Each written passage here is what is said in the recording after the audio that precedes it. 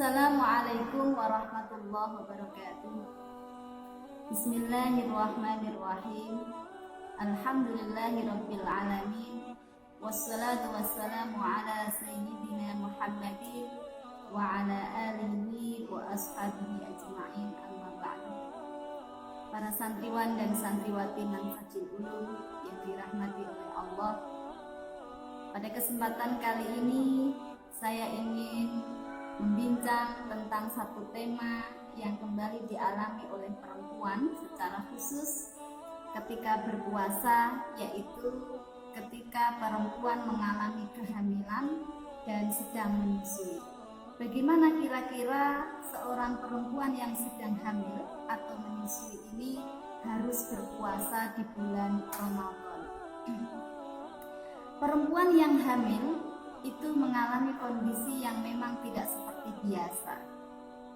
Salah satu ayat Al-Quran menyatakan bahwa seorang ibu yang mengalami kehamilan itu sedang merasakan beban yang sangat berat. Allah berfirman, hamalathu ummuhu wahnan ala wahnin wa fisaluhu fi amain. Jadi perempuan atau ibu, seorang ibu yang hamil itu merasakan wahnan ala wahnin, kondisi berat yang di atas keberatan yang lain. Artinya apa? Di situ perempuan yang hamil itu tidaklah mudah untuk menjalani. Di bulan-bulan pertama biasanya akan mengalami yang disebut dengan morning sickness atau sakit di pagi hari, yang biasanya ditandai dengan mual-mual atau muntah-muntah dengan intensitas yang berbeda-beda. Nanti di bulan-bulan akhir di kehamilan tua, perempuan juga mengalami keberatan yang luar biasa karena kandungan yang sudah semakin besar. Kondisi tubuh juga akan semakin berat untuk mengandung kehamilan itu. Bisa perasaan yang badan ya, tubuh yang sudah sangat payah, misalnya ada kesulitan misalnya bernapas, atau mungkin tidak kuat menahan lapar karena kondisi kehamilan yang sudah semakin tua. Bagaimana perempuan yang sedang menghadapi kehamilan itu ketika harus berpuasa di bulan Ramadan?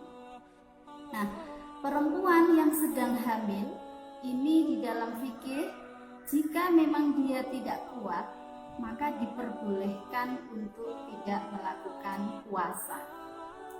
Nah, ketika tidak melakukan puasa, nanti apa yang harus dilakukan oleh perempuan ini? Artinya setelah selesai bulan Ramadan, apa kewajiban perempuan yang meninggalkan puasa karena kehamilannya? Nah, ini ada dua hal yang berbeda. Jika perempuan yang hamil dan tidak berpuasa karena alasan kekhawatiran terhadap dirinya atau terhadap dirinya juga terhadap anaknya, maka perempuan tersebut berkewajiban untuk membayar qadha puasa tanpa harus membayar fidyah. Jadi cukup membayar qadha berpuasa saja setelah bulan Ramadan. Tetapi jika perempuan meninggalkan puasanya karena mengkhawatirkan kandungan yang dikandungnya, janin yang di dalam kandungannya, bukan mengkhawatirkan dirinya tetapi mengkhawatirkan janinnya, maka dia juga boleh untuk tidak berpuasa, tetapi nanti setelah bulan Ramadan dia berkewajiban untuk mengqadha sekaligus membayar fidyah. Artinya kewajibannya menjadi dua, jadi mengqadha puasanya sekaligus membayar fidyah. Nah, demikian halnya perempuan yang menyusui. Perempuan yang menyusui itu juga sama mengalami kepayahan-kepayahan karena dia harus disedot air susunya setiap waktu oleh bayinya, karena ini adalah makanan pokok bayi. Tentu saja untuk menahan lapar dari pagi sampai sore itu suatu kepayahan atau kondisi yang cukup berat, apalagi kalau bayinya adalah masih kecil.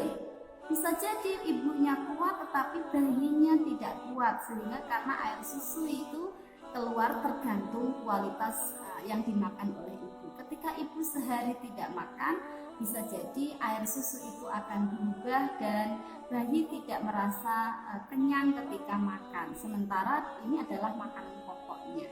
Maka kondisi seperti ini membolehkan perempuan yang sedang menyusui untuk tidak berpuasa di bulan Ramadan.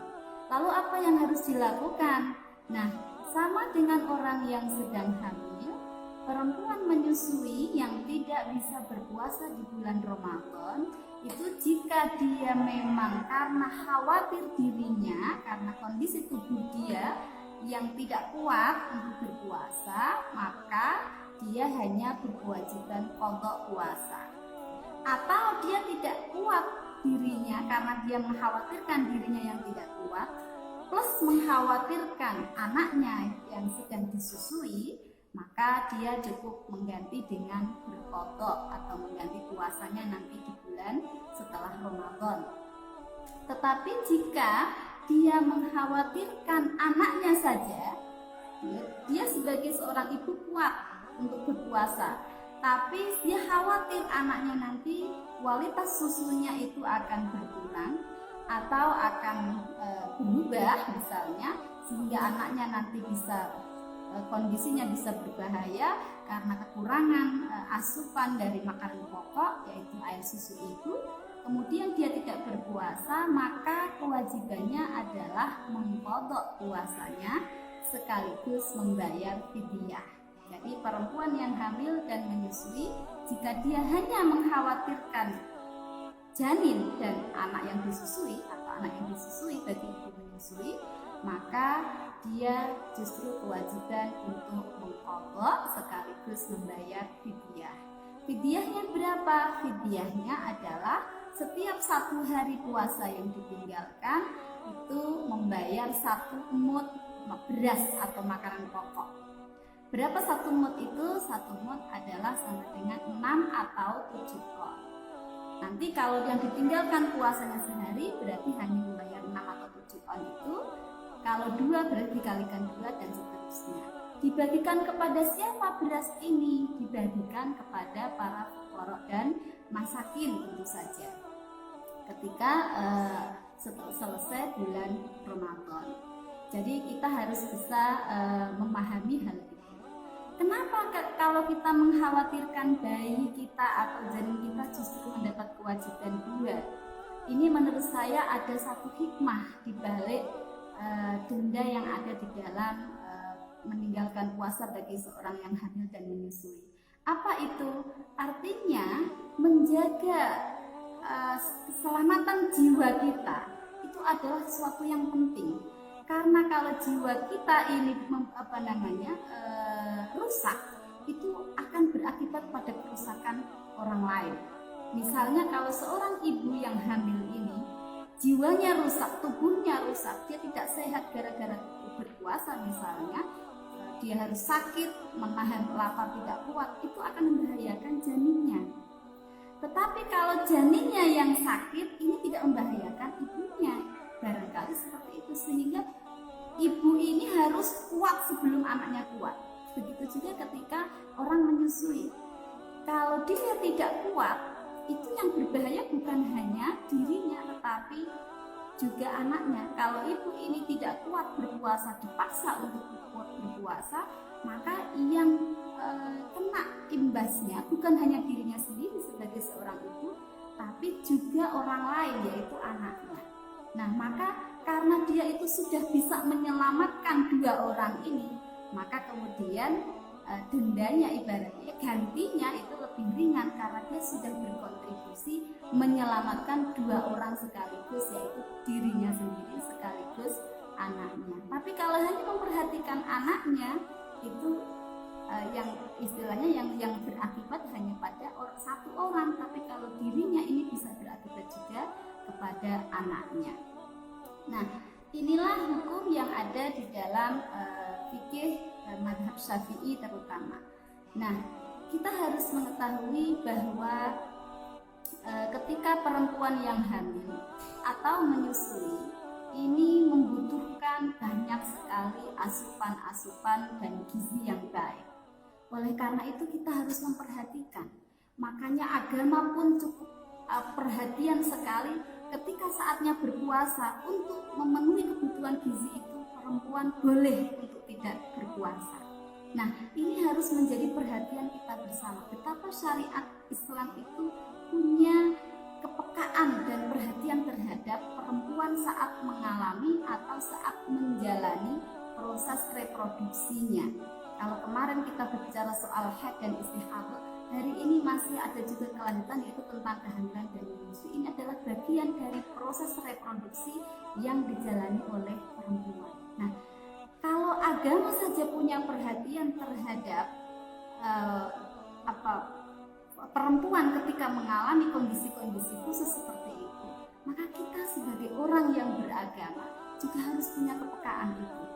Kenapa demikian? Karena ini adalah bagian dari menjaga kemanusiaan, menjaga kemaslahatan, yaitu hifdzun nafas, menjaga jiwa manusia. Jiwa perempuan adalah jiwa manusia. Nah, karena itu keluarga yang terdiri dari suami, istri, juga anak-anak, atau mungkin ada keluarga-keluarga lain yang hidup di dalam satu rumah, itu ketika ada perempuan yang sedang hamil, sedang menyusui, artinya dia sedang menjalani reproduksi, kondisi sedang menjalani fungsi-fungsi reproduksi, ini harus diperhatikan secara khusus. Misalnya, dan itu ayat Al-Quran juga berbicara, misalnya ketika perempuan hamil itu membutuhkan makanan yang bergizi, maka semua keluarga harus ikut mensupport dan menyediakan makanan bergizi itu. Begitu juga perempuan ketika menyusui, maka sampai di dalam Al-Quran itu secara tegas betapa indahnya ayat Al-Quran yang menyatakan wal walidatu yurdi'na auladahunna haulaini kamilaini liman arada ayyutimma radha'ah. Kemudian ada lanjutan ayatnya wa 'alal mauludi lahu rizquhunna wa kiswatuhunna bil ma'ruf. Jadi ketika perempuan itu menyusui anaknya selama 2 tahun, jika ingin menyempurnakan susuannya, maka seorang ayah atau suaminya ini itu harus menanggung nafkah, juga menanggung sandang pangannya bil ma'ruf, dengan cara yang baik. Jadi ini menunjukkan perhatian yang luar biasa dari agama terhadap perempuan. Tapi kita seringkali kondisi ini tidak pernah diperhatikan, sehingga seringkali perempuan itu sudah menjalani proses reproduksi dalam keadaan yang tidak biasa itu, misalnya dalam keadaan hamil dan menyusui, masih juga harus bekerja mencari pangannya sendiri, atau bahkan ketika mau makan juga masih harus masak sendiri dalam kondisi yang sedang payah. Padahal ketika dia sedang hamil tadi mengalami wahnan ala wahni. Tapi dengan kondisi seperti itu kita masih tega membiarkan perempuan harus masak sendiri untuk makan, bahkan untuk memasakkan seluruh anggota keluarga. Ini seringkali kita tidak pernah perhatian. Harusnya kita juga justru malah sadar bahwa perempuan yang sedang hamil ini harus dilayani karena dia sedang mengalami wahnan ala wahni. Demikian pula ketika dia sedang menyusui, maka seorang suami harus bertanggung jawab menyediakan sandang pangannya yang bisa dikonsumsi untuk kesehatan tubuhnya, sehingga anak yang disusui itu betul-betul terjamin keselamatan jiwa raganya. Tetapi menyediakan nafkah bukan cukup diberikan uang. Menurut saya juga penting untuk diberikan makanan, disediakan makanan yang dibutuhkan. Kenapa? Karena kalau hanya diberikan uang, dia harus masih butuh upaya keras untuk mencari makan itu, membeli, entah itu belanja, kemudian memasaknya, atau harus membeli keluar rumah dan mencari tempat-tempat untuk bisa makan, dan itu pun kalau dia beli di luar bisa jadi tidak aman untuk dikonsumsi bagi tubuhnya dan juga anak yang sedang disusui atau janin yang sedang dikandung. Nah, inilah yang perlu kita perhatikan di dalam menjalankan hukum agama. Jadi betapa keindahan agama Islam yang menjamin orang-orang yang sedang kondisi lemah itu itu harus menjadi catatan di dalam kita beragama. Jadi beragama harus ada kepekaan terhadap orang-orang yang lemah, kepedulian terhadap orang-orang yang sedang dalam kondisi yang tidak normal. Terima kasih, kurang lebihnya mohon maaf. Wassalamualaikum